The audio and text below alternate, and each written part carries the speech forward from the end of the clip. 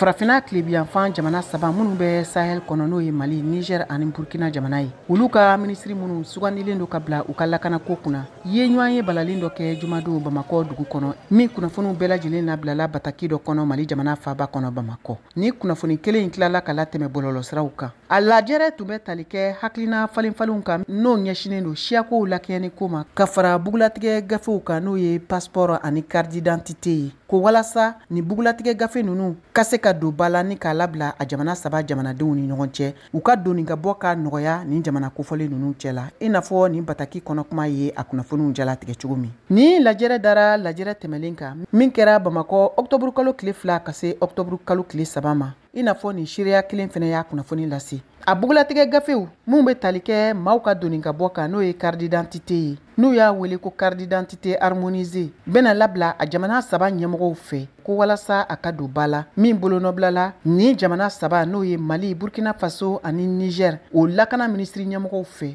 n'o ye Mamadou Sanaye ka bɔ Burkina, Dawuda Ali Muhammadine Mali ani Mohamed Tumba ka bɔ Niger. Nasira wɛrɛw fɛ a jamana sabaw y'u bolonɔbila gafe dɔ la alamisadon Niamey Niger jamana faaba kɔnɔ n'o kɛra bɛnkan labilali ye jamana saba ninnu ni ɲɔgɔn cɛ min bɛ tali kɛ nɛgɛjurusirako kun kan ko walasa nafolomugu min tun bi bɔ jamanadenw kelen fɛ n'u bɔra u sigiyɔrɔ jamanaw la ka taa ni jamana kelen kelen kan u ka bin ka bɔ yen min bɛ wele nansarakan na ko roaming ko nin bɛnkan lawaleyali bɛna tali kɛ o nafolo n'o ye fɛrɛw ye bɛɛ lajɛlen bin ka bɔ a jamana telefɔni cakɛda sow fɛ